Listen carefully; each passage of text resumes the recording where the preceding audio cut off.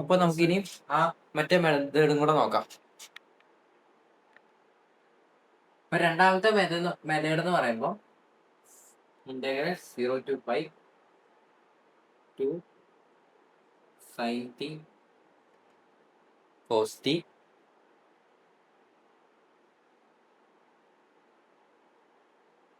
പുറത്ത് √5 ഉണ്ട്. 2 into 2 അല്ലേ, 2 into 2 ഞാൻ 4 എന്നങ്ങ് എഴുതുവാണ്. 4 sin t cos t dt plus ഞാൻ ഇന്റഗ്രൽ സ്പ്ലിറ്റ് ചെയ്യുക 0 to π t സ്ക്വയർ dt. ഇങ്ങനല്ലേ നമ്മളെ ഇന്റഗ്രൽ വന്നേ. ഓക്കെ, ഇനി നമുക്ക് എന്ത് ചെയ്യാം, ഇവിടെ sine t into cos t ആണ്. നമുക്ക് ഡയറക്റ്റ് ഇന്റഗ്രേഷൻ പറ്റത്തില്ല. അപ്പൊ ഡയറക്റ്റ് ഇന്റഗ്രേഷൻ പറ്റാത്തതുകൊണ്ട് ഞാൻ എന്ത് ചെയ്യുന്നു, ഇവിടെ സൈൻ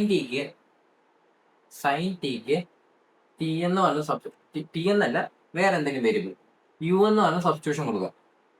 എന്നിട്ട് രണ്ട് സൈഡും ഡിഫറൻസിയേഷൻ ചെയ്തു. സൈൻ ടീനെ ഡിഫറൻസിയേഷൻ ചെയ്ത് എന്ത് കിട്ടും, കോസ് ടി ഡി ടി കിട്ടും ഈക്വൽ ടു ഡി യു എന്ന് കിട്ടും. ഓക്കെ, എന്നിട്ട് ഞാൻ അത് സബ്സ്റ്റിറ്റ്യൂട്ട് ചെയ്തു.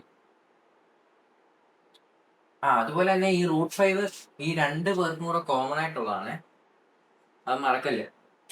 √5 എന്ന് പറയുന്നത് എല്ലാവർക്കും മീൻസ് ഈ ഞാനിവിടെ ഇന്റർവെൽ സ്പ്ലിറ്റ് ചെയ്യുന്നതിന്റെ മുന്നേ ഒറ്റ ഇന്റർവെൽ അല്ലേ ഉണ്ടായിരുന്നത്, ഒറ്റ ഇന്റർവെല്ലേ ഉള്ളായിരുന്നു. അപ്പം നമ്മള് √5 ഏറ്റവും ഫ്രണ്ടിൽ ഇട്ടായിരുന്നു. രണ്ട് ഇന്റർവെലായിട്ട് സ്പ്ലിറ്റ് ചെയ്യുമ്പോൾ രണ്ടിനും ഉള്ളതായി √5.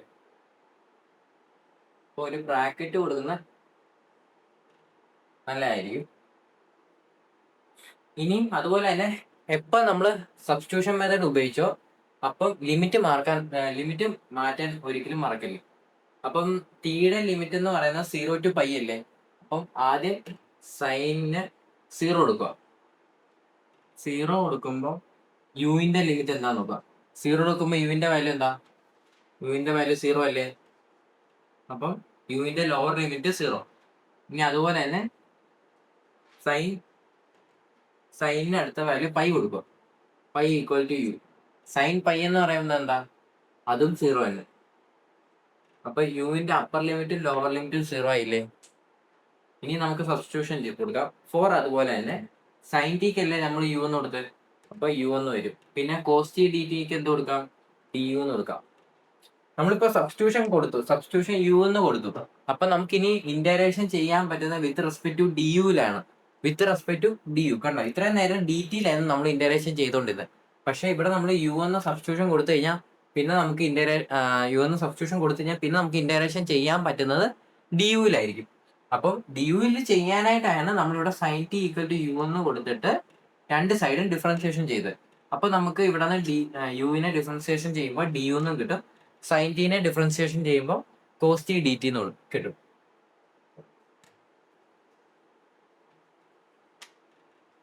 അപ്പൊ ഇത്രയായി. പിന്നെ ഇത് നമുക്ക് ടി സ്ക്വയറിനെ സാധാരണ പോലെ തന്നെ ഇന്റഗ്രേറ്റ് ചെയ്യാം വിത്ത് റെസ്പെക്ട് ടു ഡി ടിയിൽ. ടി സ്ക്വയറിനെ സാധാരണ രീതി ഇന്റഗ്രേറ്റ് ചെയ്യുമ്പോൾ എന്താ കിട്ടുന്നത്, t³/3. ലിമിറ്റ് എന്ന് പറയുന്നത് എവിടെ തൊട്ട് എവിടെ വരെ, 0 to π. എന്നിട്ട് ആ ബ്രാക്കറ്റ് ക്ലോസ് ചെയ്തേരാം. ഞാൻ ഇനി ഏറ്റവും മുകളിൽ നിന്ന് എഴുതുകയാണേ.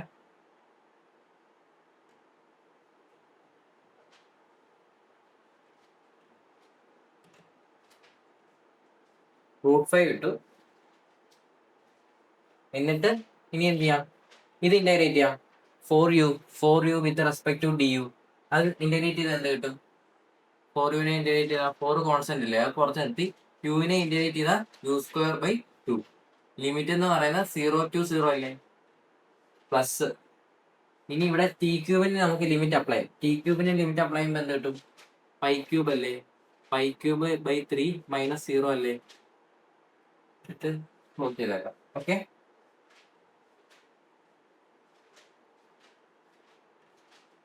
എന്നിട്ട് ഇവിടെ വന്നിട്ട് √5.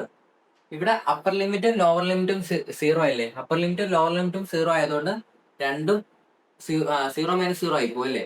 ആദ്യം യുവിന് 0 ഇട്ട് കൊടുത്തു. അപ്പൊ എന്ത് പറ്റും, 0/2 എന്ന് വെച്ചാൽ എന്താ, 0 മൈനസ് പിന്നെ 0/2. അപ്പൊ ആ മൊത്തം ടൈമും 0 ആയിപ്പോയി. പ്ലസ് മിച്ചമുള്ള എന്താ pi raise to pi cube by 3. അപ്പൊ നമ്മളെ ആൻസർ വരുന്നത് എന്താ? √5 ഇൻറ്റു പൈ ക്യൂബ് ബൈ 3. കണ്ടോ, രണ്ട് മെത്തേഡിലും നമുക്ക് സെയിം ആൻസർ അല്ലേ കിട്ടിയ? √5 ഇൻറ്റു പൈ ക്യൂബ് ബൈ 3.